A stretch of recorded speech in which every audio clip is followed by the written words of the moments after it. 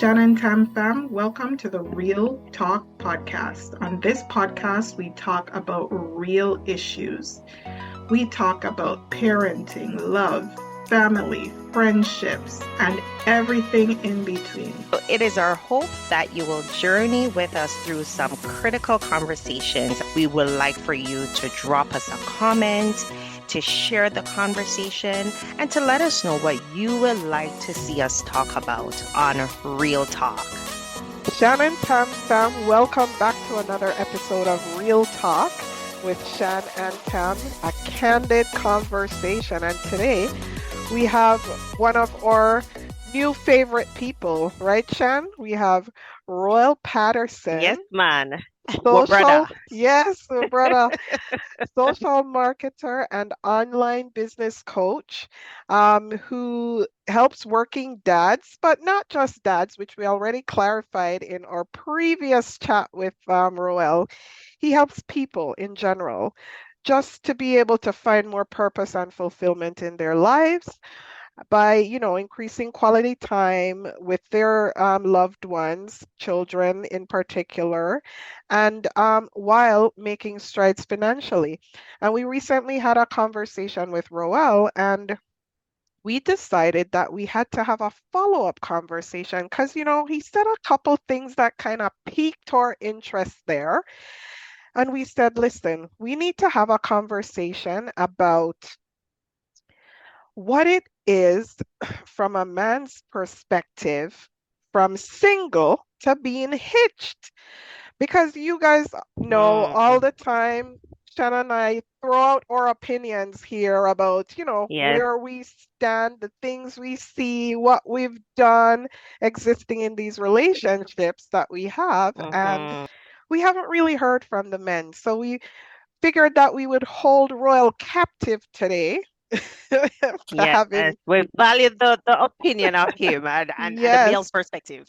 To talk to us a little bit about that. And we're going to jump right into it. So, Roel, give us the secrets now. Let go the secret them to the man them out there who listen to us, as well as give us a little insight from your perspective, from the single life into, getting married and preparing for that forever. Where do we want to start? First of all, again, Tam and Shan, just super excited to be here with you again. As I said before, and I want to say it so that your listeners can hear that you're two of my favorite girls right now. And, I just really love you guys. Don't make me blush. I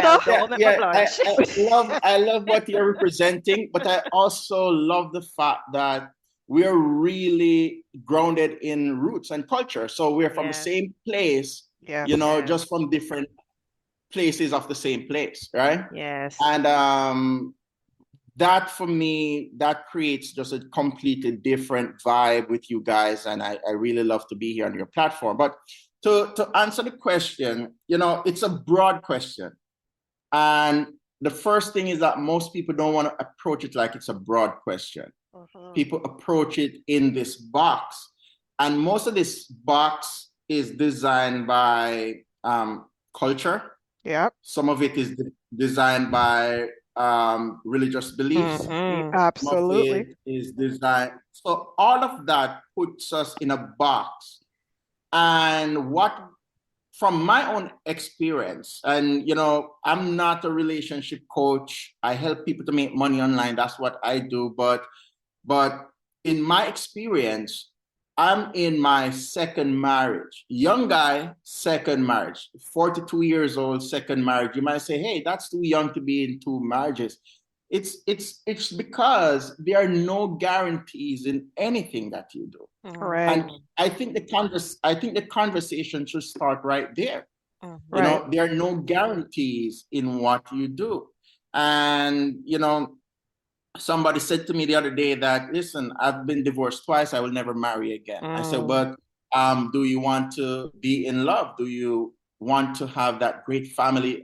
And she said, yeah. And I said, then why not marry again? Yeah. Not because I have two failed marriages doesn't mean that marriages doesn't work.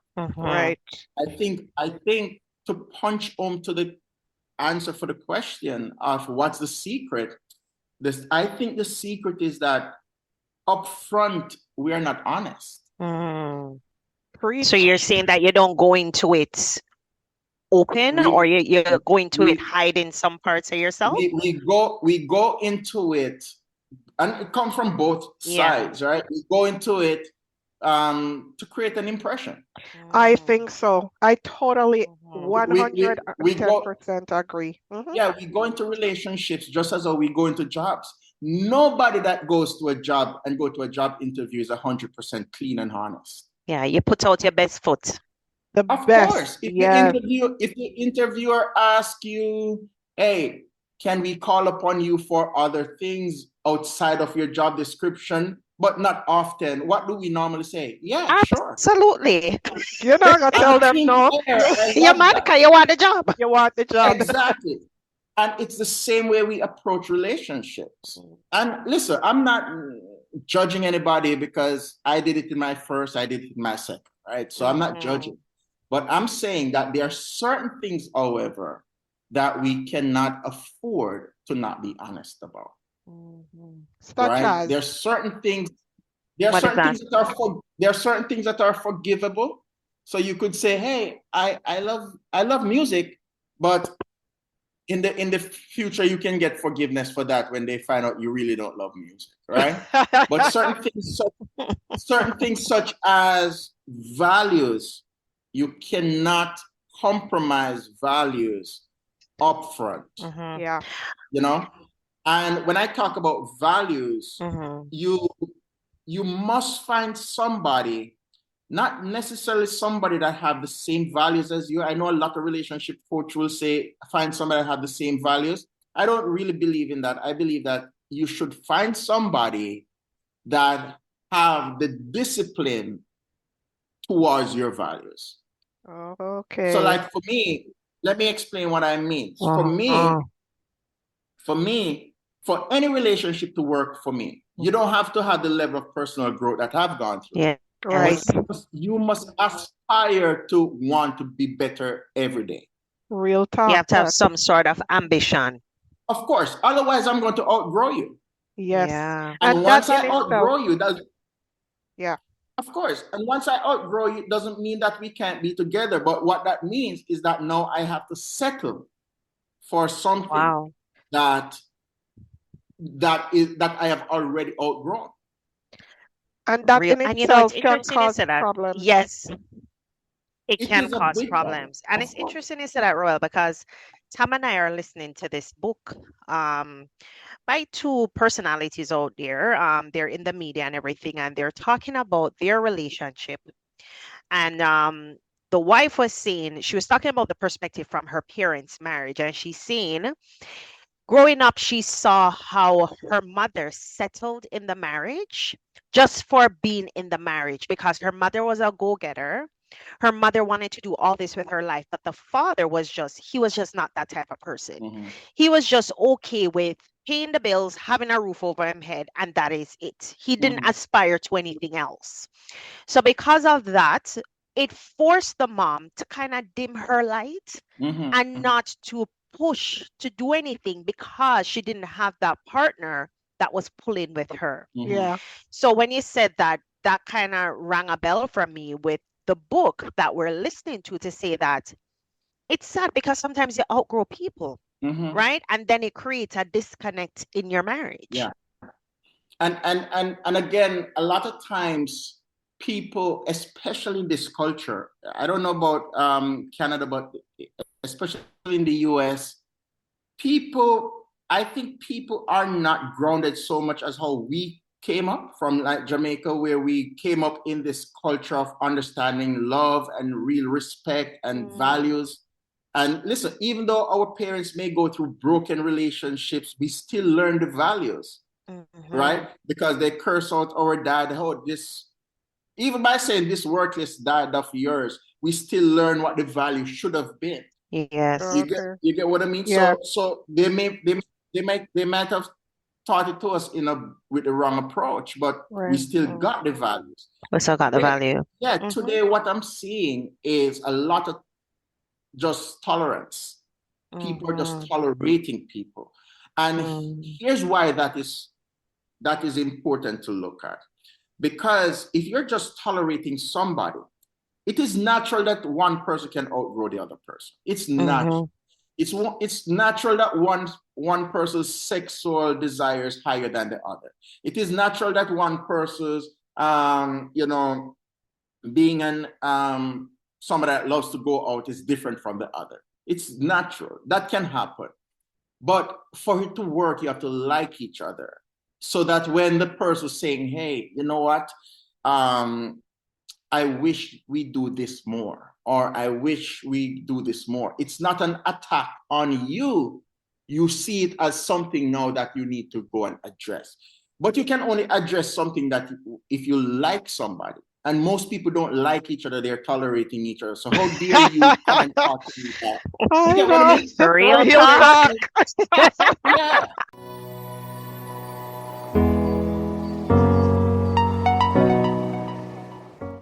How dare you come and talk to me about this thing Yeah. now? But if you like the person, if I like Shan, I'm gonna say, Shan, you know what?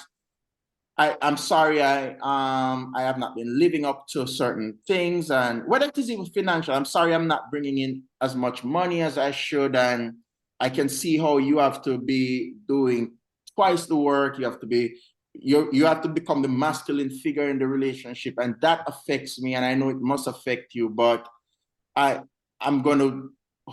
Do you have any ideas of what you think I could try or do to move this needle forward? That's because you like each other. If you just tolerate each other, all you see, this guy doesn't even bring money in. Right. And you But will never make a suggestion yeah. to that person.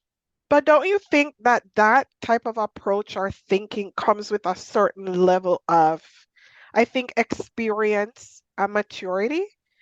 Um, and I don't know if, if when I was years younger, if that's really, I'm thinking about myself, if that's really the approach that I went into even my relationships with. And so I'm thinking Mm-hmm. women who are more often than not more mature than men, even at the same age, it's I'm not sure that that's something that is typical for a man to walk into his next chapter with that kind of thinking. Well, and that's the reason I started out by saying that, we're not honest upfront.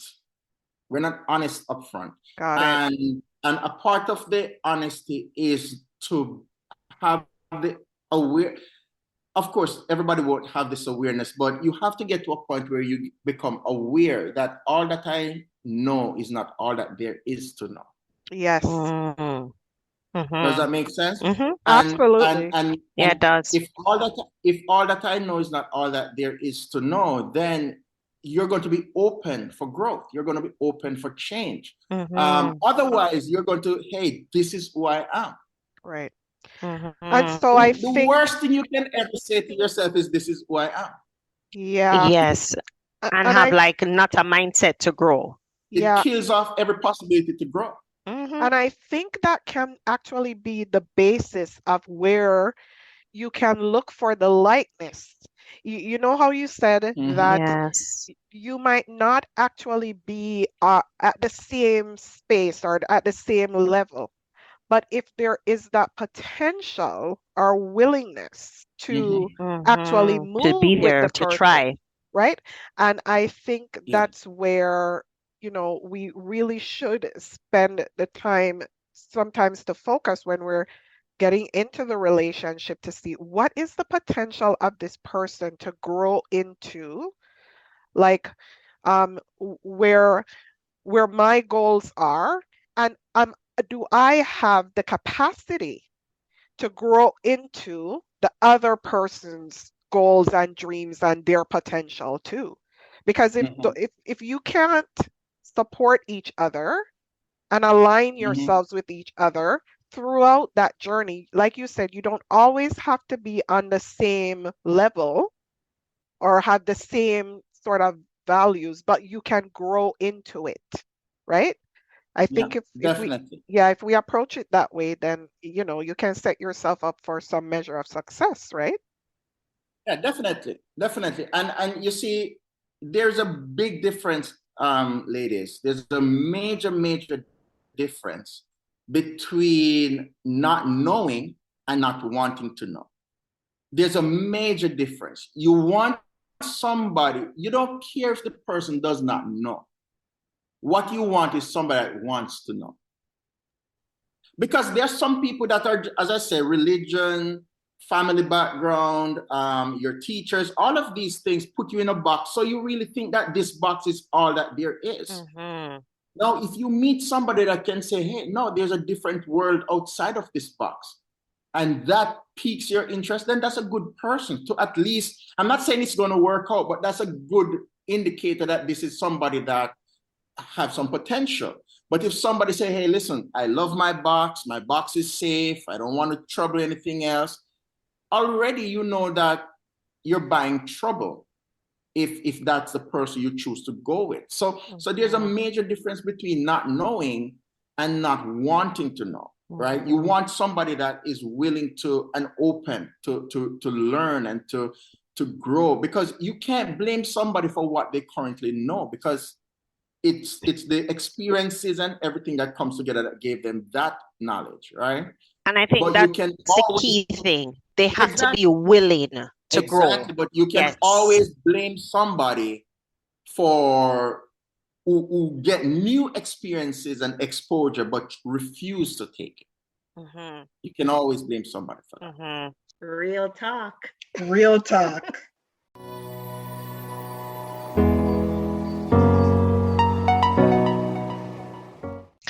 That's an interesting point, Roel, because, as you said, you can't blame people for what they don't know, Yeah. right? But coming into the marriage or to the relationship, you have to have that growth mindset to say, listen, I am growing with this person, I am working on myself, but it has to be that person wanting to do it. Mhm. You can't change the other person. The other person has to be in that space that they want to grow and they want to shift. And I think that's the important piece that I'm picking up from what you just said. Absolutely, definitely. And you also need self-actualization as well, in the sense that if you Tam, if you know what you want out for yourself and for your relationship, sometimes the person that you're going to get involved with, and we're speaking from the perspective of you're not married, we're talking that you're single, you're looking for that life's partner. Sometimes the person that you're going to get involved with is not somebody that is designed to grow. And that's not necessarily a problem, but you have to look at what's the trade-off. What's the trade-off? Because you have some guys that says, hey, listen, just like the book that you're reading, hey, listen, once I have a roof over my head, the bills are paid, I am good. But maybe that guy is an amazing dad. And maybe that guy, he will give his life for his wife. But he doesn't want to be the CEO. He doesn't want to own a business. He doesn't want. So you have to look at all of that and say, okay, this person is not intending to become a millionaire. That's never in their goal. So if I'm going to be a millionaire, I have to go out and do that, right? However, this person is such an amazing dad. This is the person that I know, no matter how difficult the day is, if I just go home and start to share with him what went on, I can go to bed without feeling like a loser, without feeling empty. Affectionate, he's very affectionate. He's good in the bedroom if that's your thing, and whatever it is, right? But I just know that this $1 million thing is not what I'm going to get from. Yes. So you have to also look at the trade-off. Right. But the problem with most people is that the trade-off, first of all, they're not willing to grow, right? And then the trade-off doesn't make sense, right? This guy doesn't want to do anything else, doesn't want to own a business, doesn't want to do anything like that. but his son does he want to spend playing dominoes with the guys? That trade-off does not make sense. Real talk. That no make no sense. That makes no sense. So these are some of the stuff. Yes. And it goes right back to my first point. We have to, yes, impress if you have to impress, but you still have to make sure that you stay in alignment with honesty. You have to be honest with yourself. Right? You have to be honest with yourself. So I remember as you're talking about being honest with yourself from the first time, I think I've told this story before, like the first date my husband and I had, we sat down to a meal after a concert, and I was not the petite, like, I'm sorry, I'm eating a salad girl. And I told him straight up, listen, if you're gonna take me out, me love my belly, okay? And I had my burger and fries and a whole like slushy, okay? And I'm like, this is who you're getting. So if you're not gonna be okay with that and wonder, you know what I mean? Because I felt that it was important for me to, I mean, that was probably one small thing. That may have been a turn off. That could have been a turn off for somebody to say, this girl really is eating a whole meal. You know what I mean? I know, our fries. And not a salad. But no, I felt it was important for me to bring my authentic self to that very first interaction. And he often 100%. talks about the fact that, you know, when we met, he wasn't driving the best car. We call this car a Pepsi can on 4 wheels, right? We laugh about it all the time. His students used to tease him about it. But he said, you know what? It was important for me that even though where she saw me, like where I saw him, I was okay. Like I was I was receptive to him. And he said for him, that kind of spoke volumes, the fact that I didn't turn my nose up at the fact that he wasn't driving a Benz or a BMW or whatever. You know what I mean? So it was important for him to really, for me to see him in the space that he was, who he was, and be accepting of that. Because in the final analysis, he knew what his goals were. He knew what he was capable of, what he was working towards, and so on. And before we got into those conversations about whether or not I would have been willing to go on that journey with him, it was important for him to know that I accepted him just where he was. And it was the same for me, like on another level too. Like I needed him to see the authentic parts of me. You know what I mean? So I think that is really very valuable. And I think that's often sometimes when I see, you know, stuff on social media now and whatever, I mean, there's this whole big conversation that's going on social media about where you should go on your first date. Like if a guy asks you out, here in Canada, there are certain restaurants where the girls are like, he better not take me to that restaurant. Take me there. Right? Which is, in my opinion, it's fine.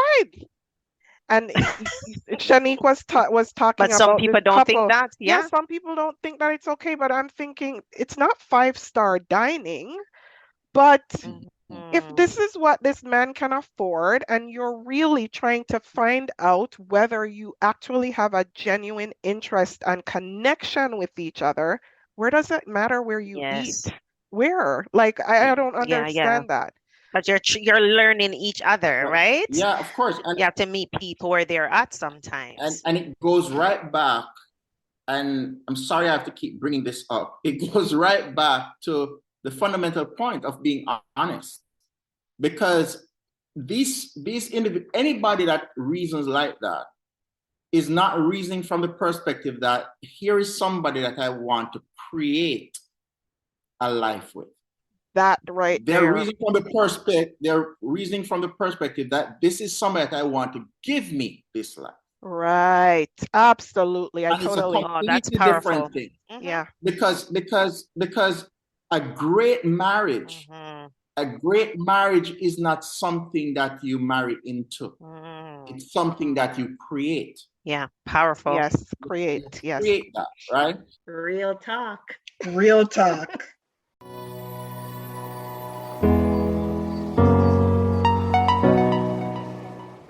So a great marriage is when my wife does something that just pisses me off, and I'm ready to walk through the door, but I stop and think and see how we can work through this.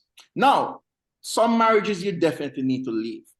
I'm going to say, I'm not a relationship coach, guys, for those of you who are listening, but I believe that some marriages you definitely need to leave. And here are the marriages that you need to leave. It's a basic test. A marriage where one partner is not willing to do something that is based on principle. If it is just based on your needs, then nobody have to do anything based on your needs.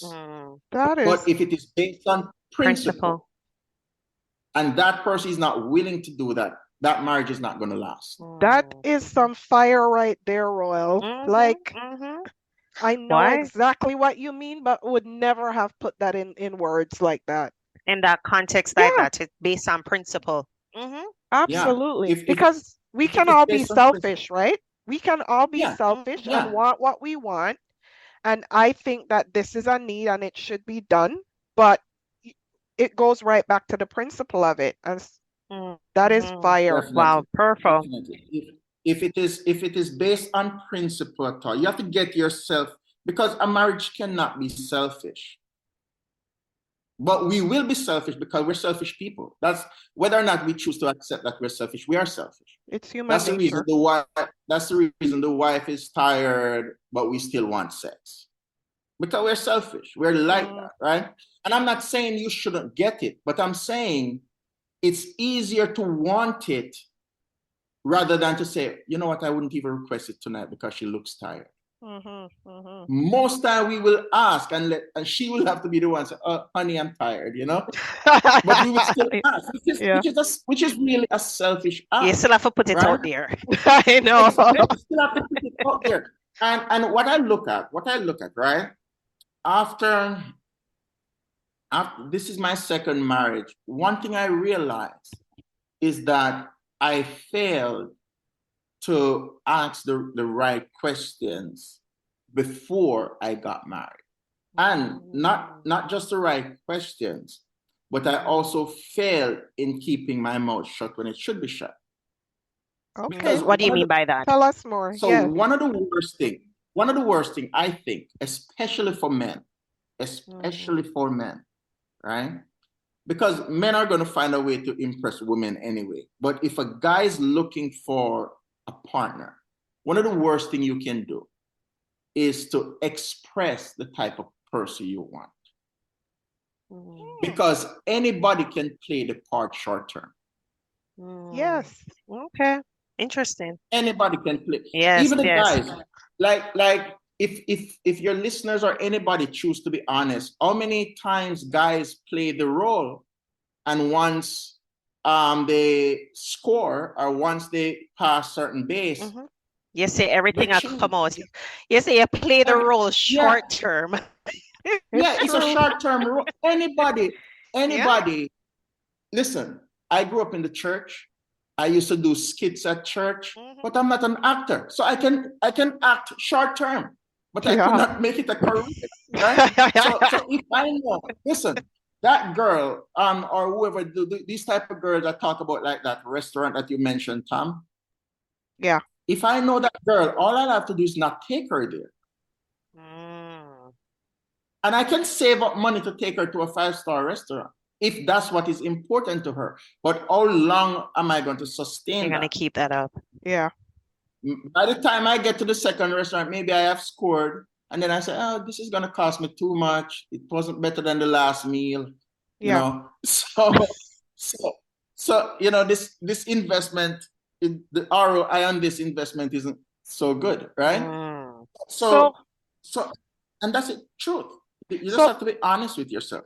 So when you say, okay, so I get that whole concept about not really saying what you want. So how then do you how do you I don't even know if how to ask this.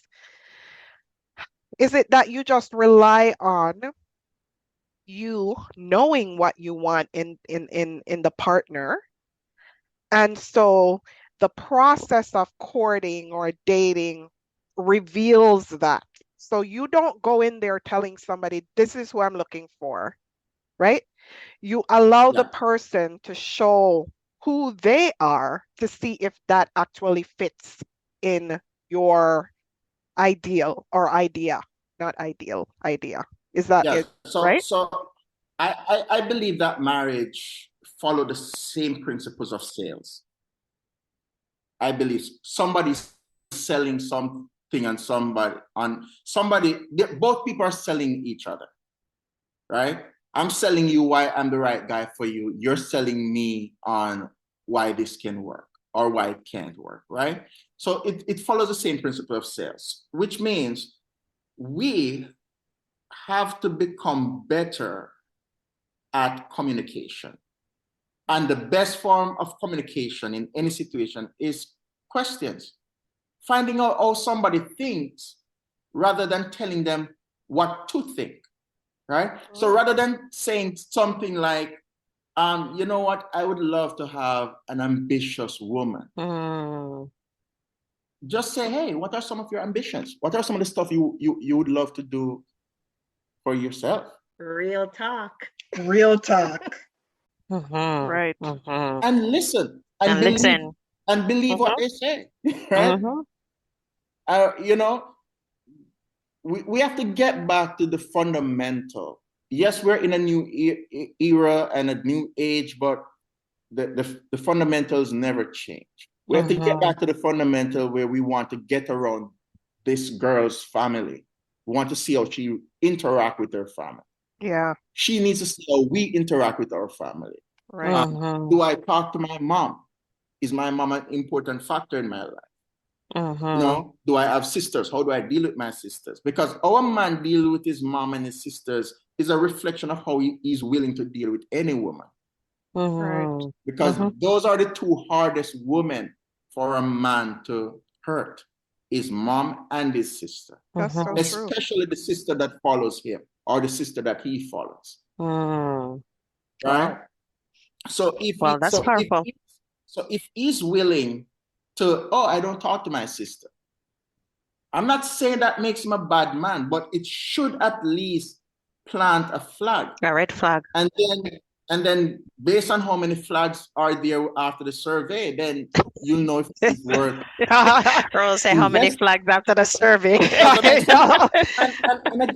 and again, do things outside of the norm. You just like what Tom did.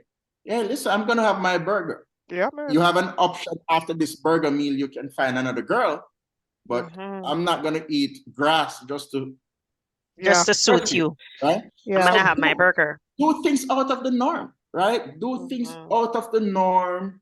Get on the phone. Let them want to talk to you, and you say, "Hey, listen, I'm busy doing something now. I'll talk back to you later." And see how they deal with that. See how they can deal with, you know, burp around somebody. See how they respond to that. You get what I mean? And I'm not saying to do that day one, but I'm saying in the process, just see. They might be running for the hills. Yeah, I'm saying in the process, if Yeah. you can't burp and say, "Oh, I'm so sorry," and the person overlooks it, if they're gonna, or because trust me, you're gonna do worse than burping around that. Yeah. Yeah. Remember, we're not just talking about a one night thing here. We're talking about finding a life partner. Right. Absolutely. Right. And I think that's where most of the challenges are. We're not honest, and we tell people. There's this common saying that you are the one who teach people how to treat you. Yeah. And I'm telling you, men, especially men that have money, they know how to impress a woman. Yeah. Why? Because you tell him. Yeah. our job isn't really that hard because you all tell us. Maybe Shan doesn't tell me, but 9 out of 10 women on social media tell me. So maybe Shan is the same. So I just do the same thing that I know she likes. Absolutely. You get what I mean? And that does not mean that you're getting a genuine person. So you want to do things a little bit against the status quo that can really see how the person deal with this. You know, you need, when somebody get upset at you, if you're not that submissive person, when somebody act up on you, you should say, hey, check yourself. And see how they deal with that, to see if they're going to get irate and say, who are you telling to check themselves? If you want to be physical, you have to do this. Yes, to see how people would react. Because if you don't test people, remember, throughout our entire lives, every opportunity that we get came through a test. You graduate and got your degree. What did you had to do? A series of tests. Yeah, to study and do the test. You know, nobody just go to college and just came out with a degree for. Otherwise, people just go to college for 4 years. People don't go to college more because they don't know if they can handle the test. If it was just a go, if somebody said to you, hey, all you have to do is sign up for college and after 4 years you get a degree. Do you know how many people would have a degree today? Exactly. The reason people don't do it is because of the test, the exam. And put in the work.